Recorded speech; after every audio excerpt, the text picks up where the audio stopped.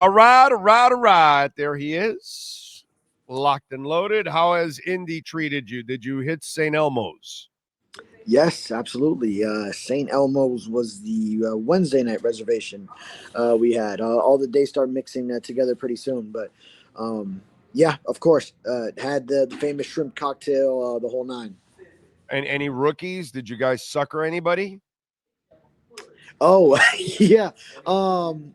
Yeah, so we were hanging out with Antoine Staley, who used to be on the Yeah, Dolphins yeah. beat. Antoine's Yeah, awesome. Yeah. yeah. Not saying he's a rookie. Someone that he No, knows poor, from poor, the poor Jets guy. He's beat. not, poor Antoine. He's on the Jets beat, like you on the Yeah, yeah. Dolphins beat. Right, right. Yeah, like So really, like it's like it's torturous to be on the Dolphins and a Jets beat. But go ahead. I'm sorry. yeah, he ends up with well, anyway. Uh, so he was hanging out with another guy on the Jets beat. It's first year at the combine, and he invited him when he heard we had a seat at the table, and yeah, we got him to do the shrimp cocktail. So Watery he took it eyes. like a champ, though. He took it like a champ. Watery eyes. A little bit, yeah, but I mean that happens to me, and I still go at it, and I know what I'm Oh doing. no, yeah, no, Yeah, definitely. I still go at it too, and I get the I just watery enjoy it. eyes. But Yeah, like like they suckered me. Jason Cole and company got yeah, me that the first first year, time. like 20 years ago, Yeah. and yeah, my eyes got all like they. Oh no, yeah. Not only that, Isaiah Smalls from the Miami Herald is out here. So first year on the Dolphins beat. So yeah, we got. So he also had the shrimp cocktail at Prime the night before, which it doesn't have as much of an effect as far as just to the sinuses, to the nasal, all that, the whole experience, which is something else. So once you have it. Yeah, yeah. By the way, they tell me that they have these ladies that they splice you remember the explanation? No, the whole thing on the shrimp cocktail. Do you remember that explanation? Uh, right. They yeah, go ahead. So go ahead. They have employees that are in there. That's their Specifically. job Right. to cut it down to a specific size, and then like I want to say That's how you rake it, get but that because I told them, does it have any qualities like wasabi? Are you a sushi person? But the first time I had not too much, but the first time I had wasabi, I was stunned. I didn't know that happened. So it did catch me by surprise. But yeah, it's the same sensation. It's the same. So he told me that the same qualities of the whatever the what is it, the fruit or whatever that thing is that they use to that whatever, it's the same family of wasabi.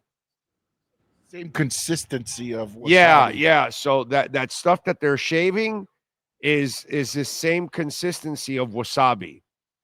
It's That makes kind of in sense. the same family. The whatever the fruit is or vegetable or whatever the hell that thing is that they're he because I asked the waiter because I last year when we went I had to ask him about that, because it was like, okay, we got to, I got to get down to the story about this because I've always wondered because it the same reaction as wasabi, same freaking thing.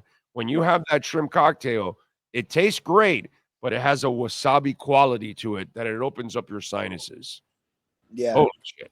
Wow. Right. Yeah. Yeah. Different kind of spice. Where yeah, it's not really spicy in the traditional sense, but No, no. right. Yeah, the effect it has on the sinuses, which it's an experience. Like for a few seconds there, I almost related to like you are high off of it for Yeah. a Oh couple of yeah. seconds. Like, right. Yes. Right. Yeah. Yes. Like It I is stop a high. talking, I take it in. You know. Yes, it is a high. There is no doubt about that. I'm with you there. It definitely is. Go ahead. Oh no, I was just laughing. Okay. All right. So, you what have you come away with the most this week outside of the fight with Rappaport and Schultz? Yeah, I'm trying to protect myself at every corner, every Starbucks. I've had to have plenty of Starbucks, so I am reminded of that every time I go to get a coffee. And then even saw Ian Rappaport last night just on his own. I joked like, "Hey, no bodyguard around you." Like he's out in these streets. Um, but yeah, so on the Dolphin side of things, let's see. I mean, I'm still looking at well, all right. Let's start with guards in free agency. Obviously, they have decisions to make there. I think a lot of that is still um, is still to come. I don't think they're at a point where they've narrowed things down too much. One name I'll keep thinking about is Aaron Banks from the San Francisco 49ers. Mike Somebody McDaniel just was asked about involved him in. now. Somebody just Okay, asked about him now. Yeah. Yeah. yeah. So I mean, They can afford to go after Aaron Banks if they want to. right, right, because he'll be a little bit on the lower end of the top free agent guard. So not the top tier, but next tier. But got through his first 4 years with the 49ers. Obviously, Mike McDaniel was involved in drafting him in his final draft class, I want to say. Yes, it would have been with the 49ers. So he was offensive coordinator. So an obvious connection there. And the Dolphins need guards. What Uh, about Jonah Jackson? I talked about him yesterday. The yeah, Rams have now given him an opportunity. He is 6'3", 315. He's coming off an injury. right. Injured Uh, his. and they found a guy, so they're good with it. But he's not an injury-prone guy. He just had an injury last year. But this guy was a badass in Detroit. And so I'm like, okay, well, he plays center. He's not just a guard. He can also play center. He's got 5 years of experience, 4 played. So one that he kind of took off from last year. So you're talking about a guy that really is in the prime of his career. And because he is owed money on this contract, they can't really ask for a high pick. So I'm thinking maybe you could have him for a third round. You might be able to get him. I don't know if you can get a second rounder, but if I'm the Dolphins, I don't want to give up my first or second, but I would give Yeah, up my third for him. I'm just wondering, what do you think of Jonah Jackson? Have you heard anything? yeah. The Dolphins should inquire. So obviously, you could probably get him at a better price because of the injury. We know Chris Greer is not afraid to go after a player who has just recently been injured, and maybe find a better deal, better value for him if you can get the same quality of play that he was just at before the injury. So, yeah, I'm interested in Jonah Jackson. Obviously, yeah, like you said, he was a badass in Detroit. So something that they could work off of. And hey, if you need guards, I wouldn't mind if a mid round draft pick for someone who has established himself but is coming off an Right. injury. You could get at a little bit better of a price as opposed to maybe taking a chance. A mid round guy, really, you don't know what you're going to get. Whether it's guard, whether it's, I mean, I think of a couple of years ago, the top draft pick the Dolphins had was a third rounder in Channing Tindall, and then he's never seen the field. So, yeah, that would be a more sure thing, even with the injury, than a draft prospect. But of course, you still need to supplement it with some of these 10 picks. But if you expend one of those on someone who has been established, like Jonah Jackson, then yeah, I could be interested in it.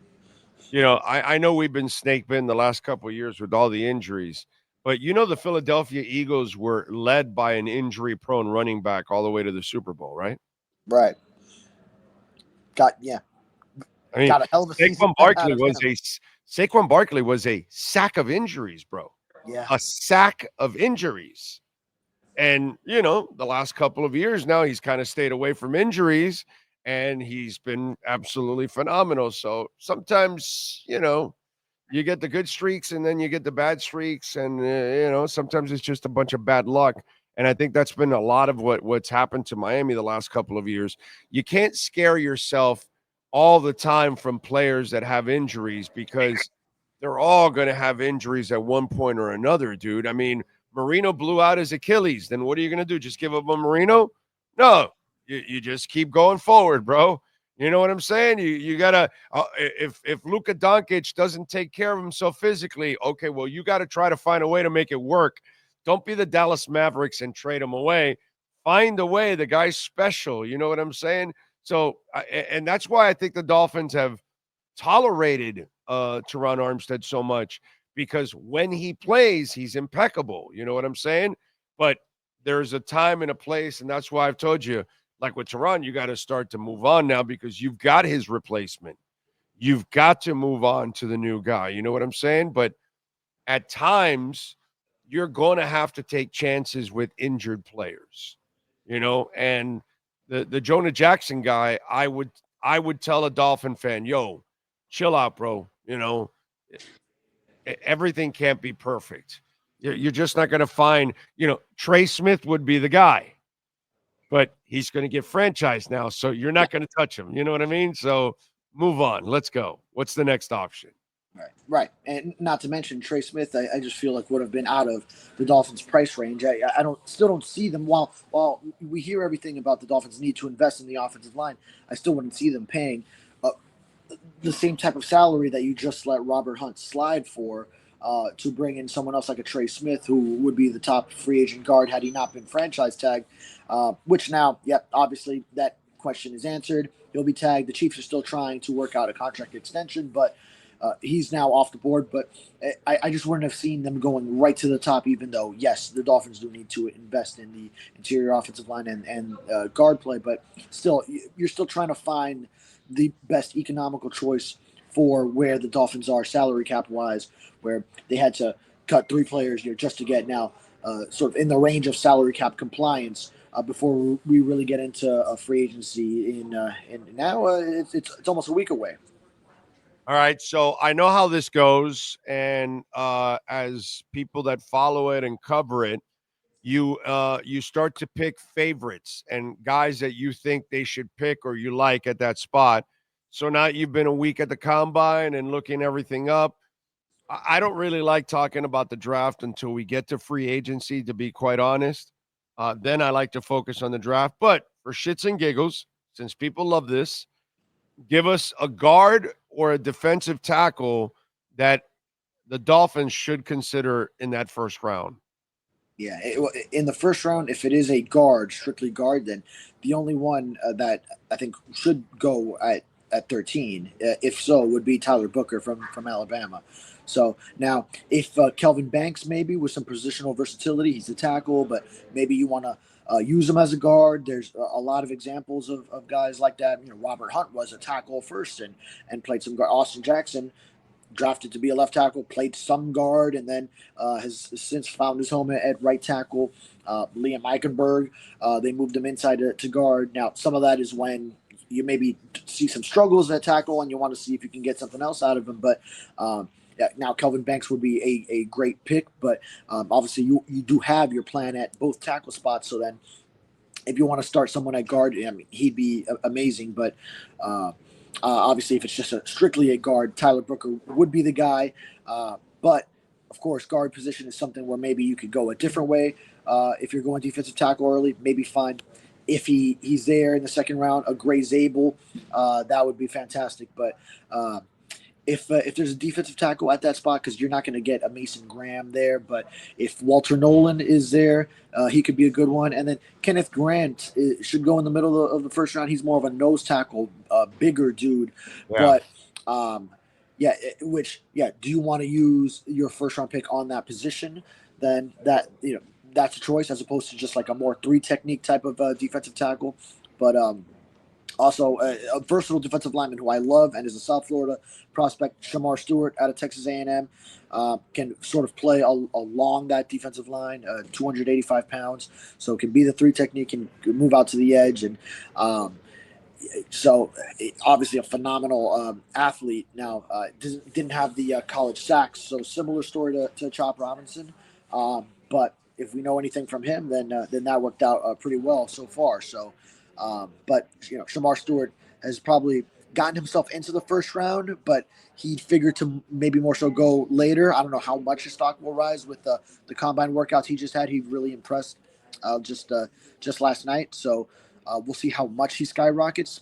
I don't know if he would be in the 13 range, but hey, even if you've got so many options at 13 and you could trade down and still get one of these guys, and add some more draft capital that maybe turns into something else. If you trade some of that back away, all these different permutations, then there will be options for the Dolphins. They have more options now. The cap went up 21 million, so they'll have a little extra space. Are you expecting them to rework any other deals to create more space, like the Tua deal or something else?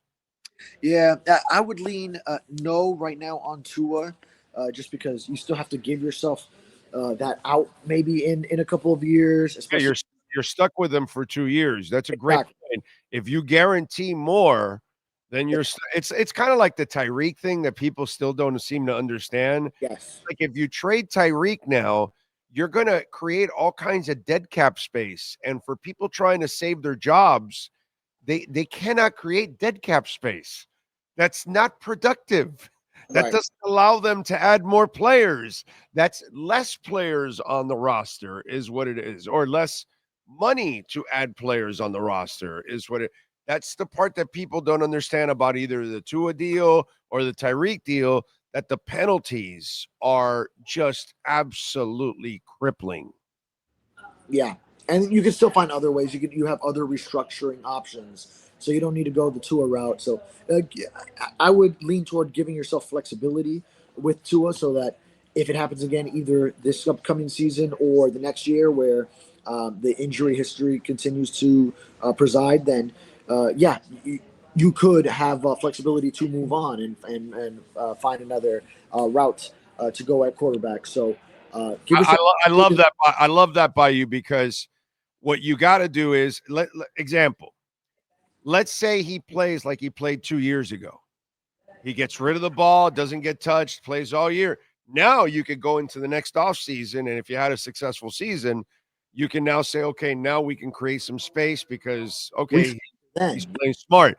But if he does the stupid stuff, like he goes trying to chase down tacklers or take on tacklers and all that and getting concussed, then that's when you're okay. That's why we didn't guarantee any more money. And this gives us the opportunity to get the hell out of this deal. Right. Yeah. Then you're just 1 year away. Then you just have one more season, and you could even start making some real quarterback moves 1 year away. Yeah. So you could even streamline it to just next offseason if that were to occur that way. But from the quarterback perspective, I definitely like them to find. You're not going into the drafts with it still a need. I think they definitely need to solidify it in free agency with a top veteran.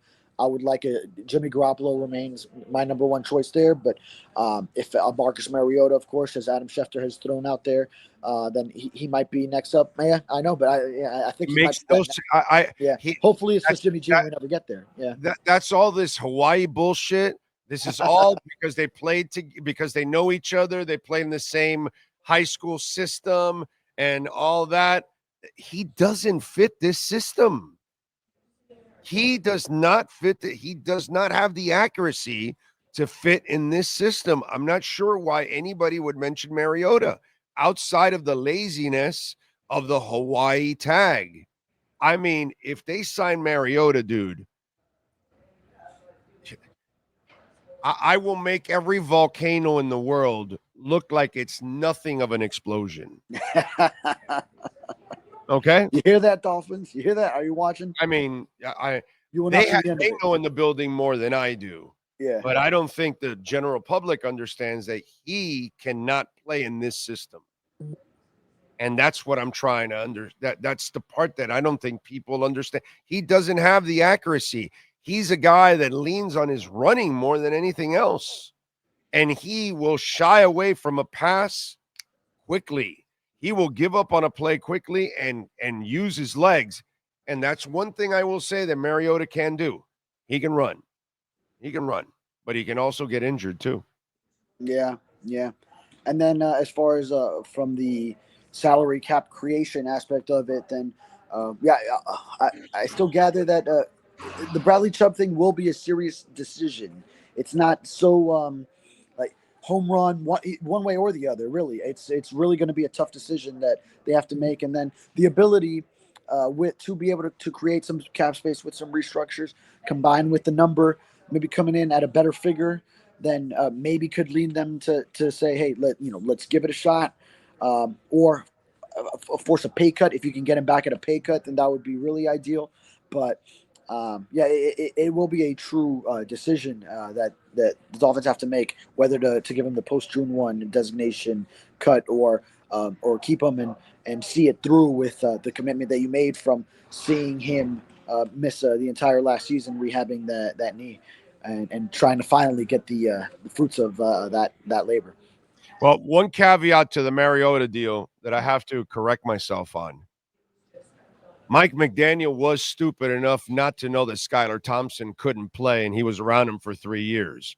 So he might be stupid enough to sign Marcus Mariota. So I mean, listen, I mean, far be it from me to say that he doesn't fit, but I'm just saying, the guy that's currently in place didn't know that Skylar Thompson couldn't play. So, the guy that's in place didn't change the offense when he put Tyler Huntley in for Tua. So the guy that's in place is that's what I was going to bring up. Yeah. The guy that's in place isn't very good at this. So, Yeah, I was going to mention how Tyler Snoop Huntley wouldn't be the prototypical fit for the system either. And then he was the choice at backup quarterback once the Dolphins did realize, okay, the Skylar Thompson project in year 3 went awry, and he got injured in that Seattle game. Well, they had already signed him, Huntley, right before that, but then to go immediately to Huntley as the starter for the very following week, what was it, 12, 13, I think it was 12 days after he had been officially signed. We think back, that was a tough time watching that Monday night Tennessee game. Huntley's off the street, and he's trying to run this offense that he doesn't really fit in. So they have made moves for not the typical fit for the offense, and gone with him, and Huntley remained that backup choice ahead of Thompson, of course. Once you saw what you were getting out of Thompson last year. Mike McDaniel has just absolutely lost me. All right, what do you got going on in the Sentinel so folks can check you out, my friend? Yeah, so much from the combine. Yesterday, got to talk to Tyler Warren, Penn State tight end, Georgia safety Malachi Starks. So just keeping up with who the Dolphins are meeting with. Some D-line prospects the day before, like Shamar Stewart was big on his meeting with the Dolphins. Just this morning, writing about Cam Ward, Xavier Restrepo, some of the guys, a loaded class, including at the top with Cam Ward up there. So today was the day. Smart move, by the way, by him to not throw in them. It's stupid to throw in the combine, bro. You're one of the top players. Don't lift, don't throw, don't do any of that. Just do the interviews and the medicals. Yeah. That's the only important stuff in the combine, bro. If you're a 3rd and a 5th rounder and a 7th rounder or a street free agent, you need to do everything they ask you to do, bro. You know what I'm saying? But when you're a top pick, waste your time with that stupid shit. Come on, bro. The tape's there, and you can show it in your pro day with your guys. You know what I'm saying? Smart move by him. I agree with him on that. Yeah. So writing that up, I'll be updating it with more once I get off here, and also Xavier Restrepo not running the 40 at the combine. So he's more of the agility game anyway. So that'll show. And X will run the 40 at the pro day on March 24th for UM. Terrell Suggs ran like a 5 flat or something in the 40. Look it up there. Terrell Suggs pro day bust or something. And I was like, did you watch him play? Who gives a shit? Just go draft a guy. And he was a monster. Jerry Rice ran like a 4.6, in the 40. This is, you got it there already? Yeah. 4.84. 4.84. Terrell Suggs. All of a sudden, he couldn't play. It's like, what's wrong with you people? Did you watch him play in college? Like, he was a terror. He was a monster. Don't worry about his 40. And it's just, we get too caught up with this stupid stuff, bro. And it just, that doesn't really make a football player, dude. And that's a great example you put up with Restrepo. He's not a guy that you look at in the 40. He's a route runner. He's a catcher. He's a guy that understands space. He's a football player. It's different. You can't measure a football player on a track meet. It's just not, two different things, So yeah, That's it's interesting. I'm glad these guys are making the smart decisions for their careers on that one. Yeah. Makes sense. Yeah. Makes sense. Yeah. All right. Follow him on Twitter at David Furones _. Better yet, subscribe to the South Florida Sun Sentinel and support all our terrific writers there. David, as always, thank you, my brother. Have a great weekend. Safe trip back. We will see you on Tuesday. Sure. Sounds good. Got it. The great David Furones and Welt Rheaume. We love talking about Welt Rheaume. They know how to get it done. Jeff Welt and Daniel Rheaume, 954-966-4646. I tell you all the time, something happens to you. You don't know if you have a case or not. The consultation's completely free. You call, you ask for Daniel, you ask for Jeff. They'll get to the phone. They'll explain everything to you. Something happened to you, bankruptcy, homeowner property damage, condo damage, personal injury. You explain to Jeff Welt everything going on, and he'll tell you if you've got a case. And if you've got a case, a guy like Daniel Rheaume will go in there and battle it out like the bulldog that he is. The dude is a stunt pilot. So in the courtroom, he's not nervous. You know what I'm saying? Jeff Welt has been at this for decades, kicking serious ass. They handle cases and they take on corporations. They take on the big boys and they slam them down. They slam them in a way that they might end up on the Square Circle Digest with the kind of slam that they put on them. So call them 954-966-4646. The website, WRFLAlaw.com. Welt and Rheaume.